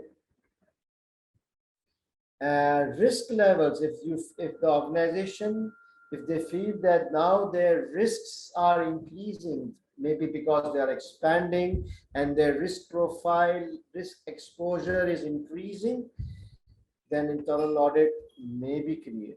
Number of employees. So if your number of employees are increasing, which shows that you are growing, essentially it's growth. So if you are growing to a size where you need assurance functions to go out in the field, that's a strong case for internal audit, because directors cannot go and audit everything. Geographical dispersion. So if you have a lot of geographical branches here and there, international operations, then it's better to have internal audit so that they can visit those branches and check those branches on your behalf, whether you are centralized or decentralized. So if you have a decentralized environment, then it's a strong case for internal audit. Quality of your systems and internal controls, that's an important thing. So if your systems and internal controls are weak, then you probably require internal audit to give you some assurance. If your systems are strong, then maybe you may not need internal audit. High frequency of breaches or frauds, that's a very strong indicator. So if there's a lot of errors, a lot of frauds happening, then there's a good reason that you must need internal audit, because a lot of frauds, a lot of errors is showing that systems are not working effectively. And lastly, cost benefit considerations as well. So this is a very long, exhaustive list. How can the examiner ask a question on this? He can simply say the company is thinking or does not have an internal audit department, and it is now thinking whether they should go for one or not. Please, what is your view? And then you can look at these points, link with the scenario about the growth, about the size, geographical dispersion, frequency of fraud and errors, all these things. I think it's a logical, simple topic, but you may need to memorize most of these factors. Okay, I might not remember. It's simple, it's logical, but You may need to memorize most of these. Would a small company with high risk level hire or have an internal audit? Yeah, if it doesn't matter if it's a small company, but if the risk level is high, that may be a strong ground for having an internal audit function, right? At the end of the day, you are a director. You need to protect your ass. You understand? If you are a director of the company, you are responsible and accountable. You need to protect your ass. How would you make sure that everything is working? Because you cannot go and audit everything. So it's up to the directors. So if it's even if it's a small company, but the risks are high, and you as a directors feel that you need some assurance function, then you go for it. Yes, Mavish, it's you have in-house or you have outsourced, doesn't matter. Cost and benefit needs to be done. There is a cost of in-house as well, right? Salaries and all those things. All right. Any questions on internal audit function? It is an assurance function. It is an internal function. They provide assurance to the board of directors. They do so many things. They look at internal controls. They look at risk management. They look at policy procedures, operational compliance, legal compliance, financial reporting, frauds, blah, blah, blah. What factors needs to be considered to decide? We just discussed so many factors. What is the job of audit committee? Audit committee is basically a committee of the board. It consists of all NEDs. Their job is to look at internal controls here. Accuracy of financial statements, regulatory reporting, monitoring of internal audit, licensing with external auditors, and providing whistleblowing. These are the broad 5 things which audit committee is supposed to do. Financial statements, financial reportings, internal audit, external audit, and whistleblowing. Okay. What are the advantages of audit committee? They are more focused. I think we did that in one of the paid classes. They are more specialized. They can spend more time. Higher involvement of entities, right? Internal audit reports to whom? The chief internal auditor or manager internal audit will report to whom?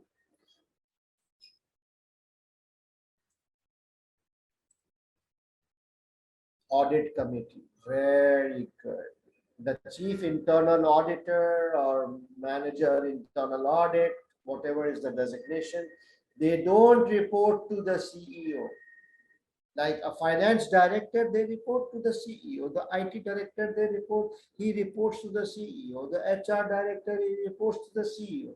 But IT director, internal audit director will not report to CEO because that will be a conflict of interest or biasness.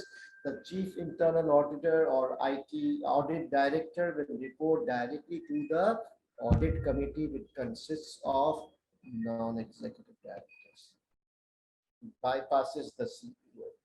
And the audit committee obviously reports to the board, Akshay.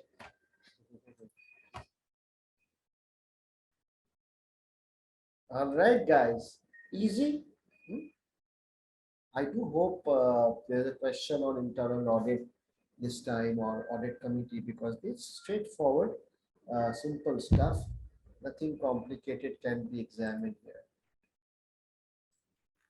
Right, guys. So now let's try to summarize. Almost 140 minutes is left. 45 minutes is left. Now, I'm done with the lecture and the practice. I'm not trying to let's summarize everything. List of important models. So this is a list of important models. There are 10 models which you must be familiar with. Okay, paid batches, this has been covered. For self-study students, you need to be familiar with these. And for self-study students, you can watch my December 2021 webinar of day number 5, in which I have covered most of these models. So you, all of you, paid students or unpaid, you must be familiar with these 10 things: PESTEL, Porto 5, and strategic position, SFA, SWOT and TOES. Corporate parenting is not that important. Okay, let me do one thing.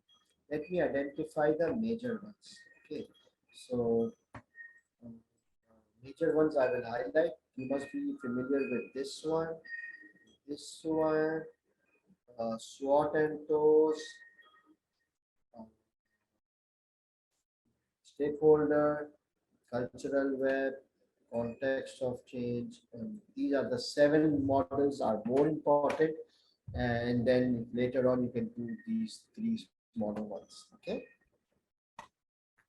List of important topics. So the earlier one was models, 10 models and 15 topics. So what are the topics which are important? All of them are important actually. Financial ratios and projection is very important, tested in almost every attempt. But let me highlight the important one. Financial ratios, extremely important. Uh, then funding strategies, tested once, but you should be familiar. Budget and MIS, important. Project management and project initiation document. E-business, e-marketing, big data is important. IT and cyber security is important. Professional corporate code of ethics and public interest, NEDs, committees, family owned, integrated reporting, social environmental, risk management, control weaknesses, audit committee. These are some of the important topics you must at least be familiar. Okay. Again, you can watch my December webinar day 5 for a quick coverage on this. Now, a lot of students, they ask me, sir, whether this 25 topics is enough or not. I don't know. I'm not a paper setter, right? This list is basically prepared by me, looking at the past trend and my experience of important items. And this list is for students who don't have time. Okay. Ideally, this 25 topics is not enough, ideally, but you do need to keep in mind that only 2 weeks are left. You cannot open the entire book. So either you need to select some topics. So from that angle, this list is sufficient, keeping in mind that you just have 2 weeks. A lot of students, they do pass by just focusing on these topics because they cover 80% of the most important topics of your syllabus, like 80% of the paper. All right. But if you ask me, is this sufficient? I cannot give you a straight answer. I hope you understand. But just keep in mind that you have this limited time. You don't have a choice. So then you just focus on these 25 topics. Okay. If you ask me this question 3 months back, I would say, no, it's not enough because you have more time, study more. Now, move on. Recap. So we talked about exam techniques on day number 2. So linking with the exhibit is very important. Time management, you remember that you have to read within 60 minutes. You have to read the 1:many exhibit first, and your drafting is 1.8 minutes per total marks. You need to be very, very hands-on with this discipline and exam technique. Otherwise, you will screw up. Number of points. Generally, we follow 2 marks per point. For weakness recommendation, we use 4 marks per point, tabular format. And for finance question, give 1 or 2 extra points. Format of your answer is paragraph style. Try to give subheadings, leave line between each para. And if answer is unknown, you can define, you can search using the search tool in the CBE platform, and try to do this question in the last. You can watch my June 22, this webinar, day number 2, for a detailed coverage on this. Recap on the formats. These are the formats which are important. You must be very comfortable with the report format. In a section of a report, briefing paper or a briefing note or memo, email format, presentation slides, letter format, press release and website, business case, project initiation document, which we did today, weakness recommendation, we did yesterday, and risk and mitigation factor, again a simple table. You can watch my day 1 webinar for the formats. Some of the formats I did not cover in detail, like letter, presentation, business case. If you want to know these formats, you can look at December webinar. Okay, but these are less important. Any questions on formats? Business case is covered where? It is in the notes. If you look at the day 1 notes, it's there. It's very simple. Or you can look at the December webinar for the formats. Okay. Professional skills, again, a very, very important thing. There are 5 skills. When it says evaluation skill, we have to include both pros and cons. But if it says critically evaluate, then you have to focus more on negative points. Analysis skill means identify the root cause or the reasons why the sales are falling, why the customer satisfaction is falling, the why, the reasons. Communication means proper format and simple tone. Commercial acumen means talk like a businessman. Focus more on revenues and talk first about revenues, customers, and then talk about costs. Skepticism, ask questions, challenge, disagree, probe. I think we covered all this in detail, right? So just follow this. Now, risks of CBE software. So now all of you will be giving the paper on CBE. So there are certain risks with the CBE software. The most common one is this one. The copy paste function from the mouse may not work sometimes. If you see, there's a copy paste function. If you open an exhibit,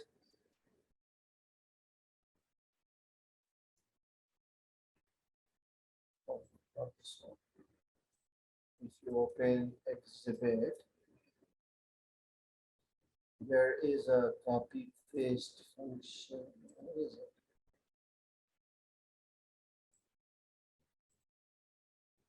It's not appearing here. Maybe it's a specimen. That's I don't know. There's a copy paste function. Where is it? On word processor. Okay. Is it on word processor? Yeah, copy and paste. It's also there on various exhibits as well, so that you can copy from there. But anyways, the thing is, if it's not working, you can use Control-C for copy and then Control-V for paste. Okay. Do not panic. Yes. Or you can use right-click and see. Right-click can also work. These are various options. You can use the copy paste icon, or you can Control-C, Control-V, or you can right click your mouse and then select copy and then paste. Up to you. You must be familiar with all the options of copy pasting, because copy pasting is one of the important, tools or advantages of CBE, and you should not miss out on that. This one is also very common.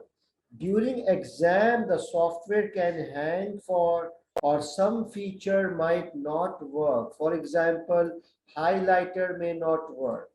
Please press refresh and it will resume. This happens a lot. During the exam, the CB software may hang. Or, okay, hanging is different. Yeah, it can hang, or highlighting is not working, or table is not working. So you just press refresh.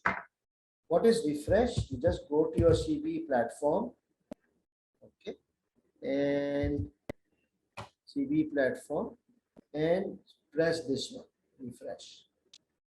You will refresh the browser and it will work. But better try it now.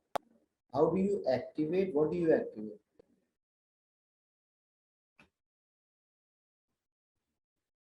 Jenny, no idea. Sometimes you have activate the paste function, no idea. Right? So if your system hangs, then you can refresh. Now this one also happens a lot. Software might automatically close 10-15 minutes before time. Wow. This one is a really bad one. Software might automatically close 10-15 minutes before the closure time. Obviously, when it closes 10-15 minutes before, you are still not completed and your uncompleted paper is submitted, right? So then you must apply for mitigation circumstances immediately after the exam if you feel you are disadvantaged. So when you go home, you go to log into my ACCA, and then you will see mitigation circumstances option. It's like a complaint feature where you can say that the paper was, I didn't get sufficient time, blah, blah, blah. And then they will try and sort it out for you. Will it be saved automatically? Yes, Chitrika, the paper is saved every few seconds. Browser is not available. Maybe the real exam it's not available. Okay. All right. And then lastly, the CBE exam software is slightly different from the CBE practice platform. So this practice platform which we are using, all these functions and all these word processors, it is slightly different in the layout. And what are the key differences? Toolbar varies. You need to, move tool and text tool added in the live. So when you want to select, you press this icon, the arrow one, and then you can select the paragraph. And if you want to move the exhibit up and down, then you need to select this icon. It's not a big deal, but you must be aware of this. I'll take these questions in a few minutes, please wait. Now, this is the study plan for self-study students. Okay, almost 3 weeks is left. Is it 3 weeks or 2 weeks? Yeah, 3 weeks is left. So for self-study students, please, you have to watch a number of webinars to give a complete coverage. First, obviously, you will watch the March 2022 webinar, this one. Then you watch September webinar, December webinar, and March webinar. Make sure it is my webinars, okay? There are other teachers who are also doing webinars. Please watch my webinars because they are in a sequence. Okay, season 1, season 2, season 3, season 4. And then after you've watched the webinars, again for self-study students, practice the following SBL questions on CBE platform.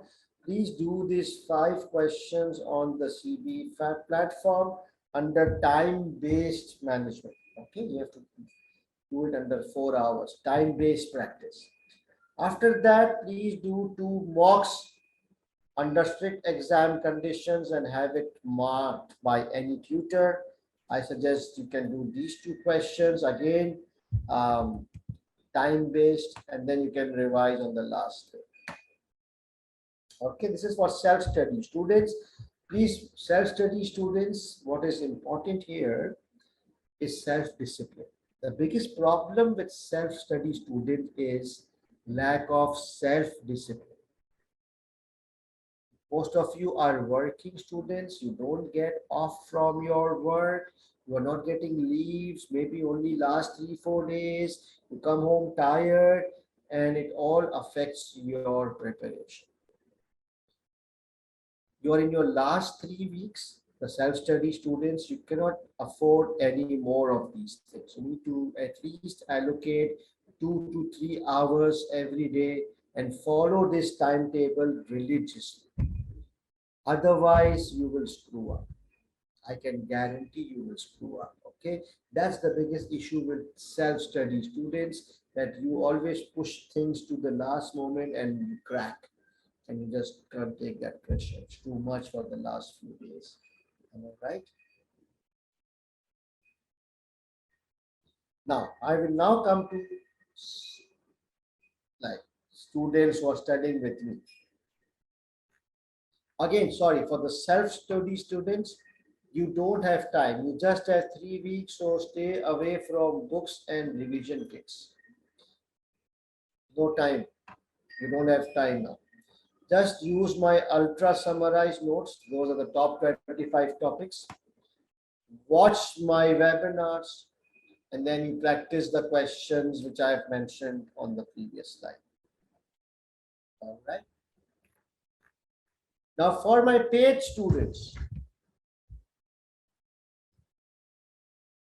we will be doing a very structured practice. So far, we have just been focusing on concepts, drafting and linking. And now we will be doing proper questions. So starting tomorrow, all my paid students, starting tomorrow, you will be doing extensive practice drafting in live sessions.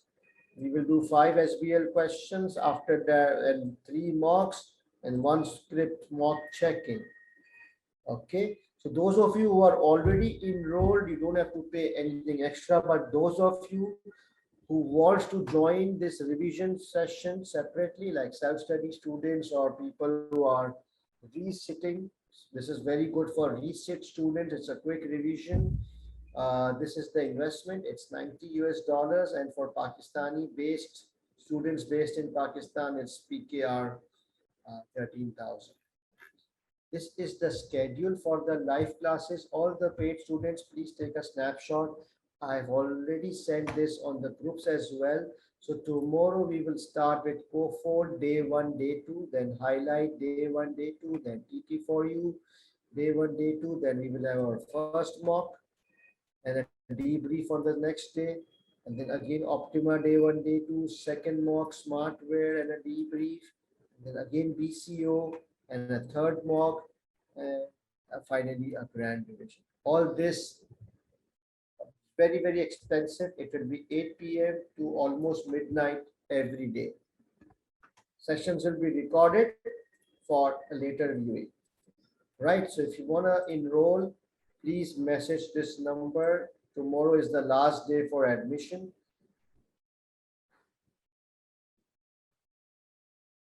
No, this is not free. Please spare me. My college will fire me if I start doing everything free. All right, contact details for admissions. This is the number. If you want to join the global WhatsApp group, this is the number. And that's my contact numbers. Right, guys. So here I end today's session formally. And I'm now open to questions. I can spend 10-15 minutes on questions.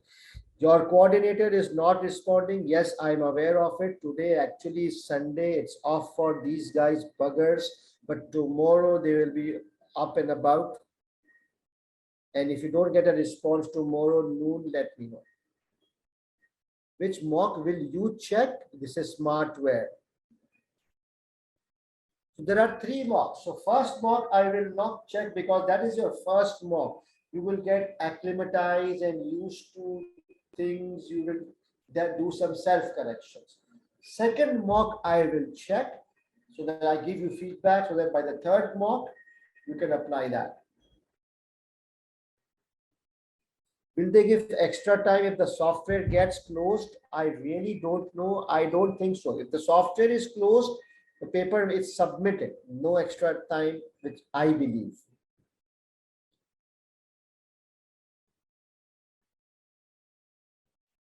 Marvish, yes, 5 lines including the copy pasting, yeah.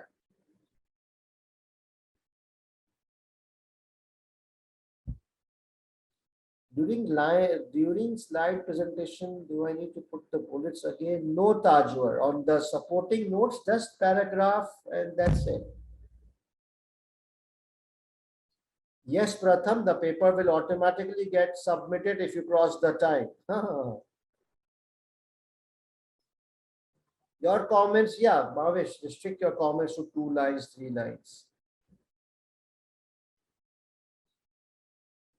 Hamza, very bad question. Hamza said 32 marks. How I plan my studies? I just gave you, Hamza, 32 marks means that you lack technical knowledge. So please, I gave you a study plan. If you are a self-study student, you just follow study plan and give sufficient time to your studies. If there's a technical issue, yes, then extra time is given. Okay, good. Tajwar, the only way I fail to develop my answers. Any tip? The only tip is drafting and practice. The only way you can learn how to draft is practice. That is why this paid session, which is starting tomorrow, will really help you because we will focus a lot on drafting the points.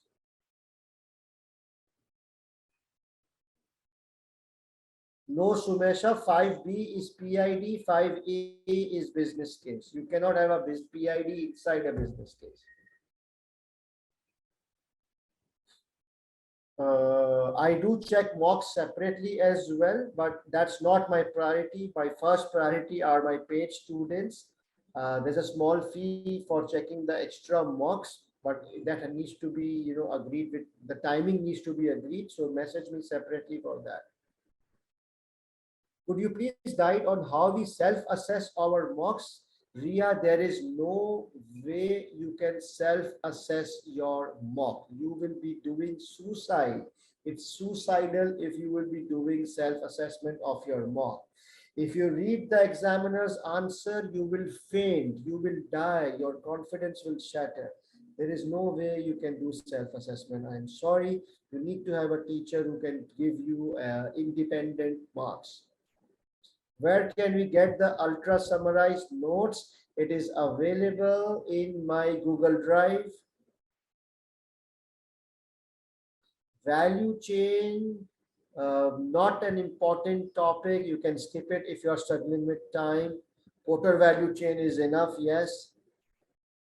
Shane, can you share Nabi and TT for you answers? Shane, I don't know whether I have those answers still with me or not. Let me hunt for it. If I have it, I will be happy to share. If I don't have it, then maybe next time. I hope you don't need it next time.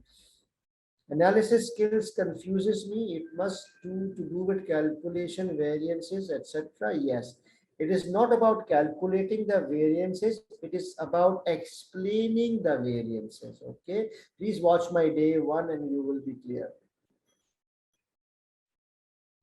Sumesha is saying, as paid students, do we need to watch your webinars? No need. As paid students, do not watch webinars. I will tell you what to do. No need for now. How do we get access to the Google Drive? You have to join my WhatsApp group and ask someone there and people will share it. Otherwise, send me a WhatsApp. Komal 33, I did not any time my issue, but miss Komal, again, the only way you can do is practice, practice, practice. Please don't 33 tells me that you have conceptual issues and you did not practice. Please guys, do not underestimate the importance of practice. Practice on CBE platform and practice under time-based pressure. If you want to pass SBL, you have to practice, all right, especially self-study students. Yeah, recent webinars are not updated. It's on YouTube. I will, if I get time, I will update it by recent webinars. All right, guys, anything else? Guys, SBL is not difficult. It's just different. 25% of the paper is common sense, 20% of the paper is professional skills. So 45, 50 marks is just common sense. You just guys need to raise your confidence. You guys can do it. If you have reached this level, you are not done. Examiner answers are bullshit. The examiner answers will shatter you. Don't look at it. Even when I read that, those answers are not possible under exam situation. Even I cannot give that level of answer. That's so crazy. So don't look at the answer. That is why I publish my own answers, but it's not for all the questions, right? So please, it's all about confidence. Understand the technique, keep it simple, basic stuff, live with the scenario, move on. You guys have that confidence. It is just that previous exams have shattered your confidence. So should we read the examiner's answers? No, please. Avoid exam. Please don't read examiner answers unless you want to shatter your confidence. All right. I am there. You can discuss the answers with me. I will give you feedback. Last 10 days. Only God can help you. No need examiner report. No need. And if you watch my first day webinar, I have given you the most common reasons why students fail, and those are from the examiner's report. Baba, read, instead of reading examiner report, examiner answers, focus more on practice. Yes, Sarhat, absolutely. Sarhat, you have any practice you do, you have to focus on time based, because you have to time yourself, right? You have to pick up speed.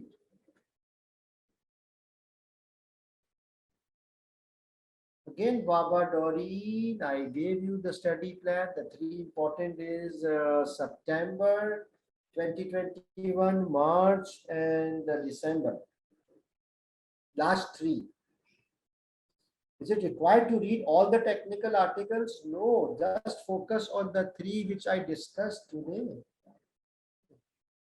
My God, these are silly questions now. No, Chitrika, please don't do more. When students, when they do more in SBL, they fail. Understand? It's not a theoretical paper. What can we do more? Fuck, do more. Just consolidate what you have done so far. Okay, Chitrika.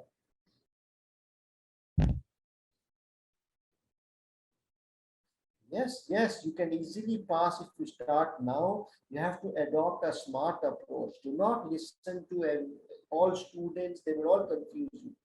To the point. Shawarma? Okay. All right, guys. It was an absolute pleasure to conduct this webinar. And I honestly, my honest feedback, you want my honest feedback? This batch which I was doing webinar is a smarter batch as compared to my previous webinars. This is my honest feedback. You guys are smarter. The kind of questions, the kind of answers, and the participation discussions, you were 100% bang on. Please, just don't let your confidence go down. That's the whole game. So again, I would really request those who are self-studying, Please, if you can afford, if you can manage, join the revision classes. It will be the best decision you can take. Right, guys? See you soon. Tomorrow, my first class is there, 8 p.m. sharp. So I will see you the paid batches tomorrow, guys. Good night. Bye-bye.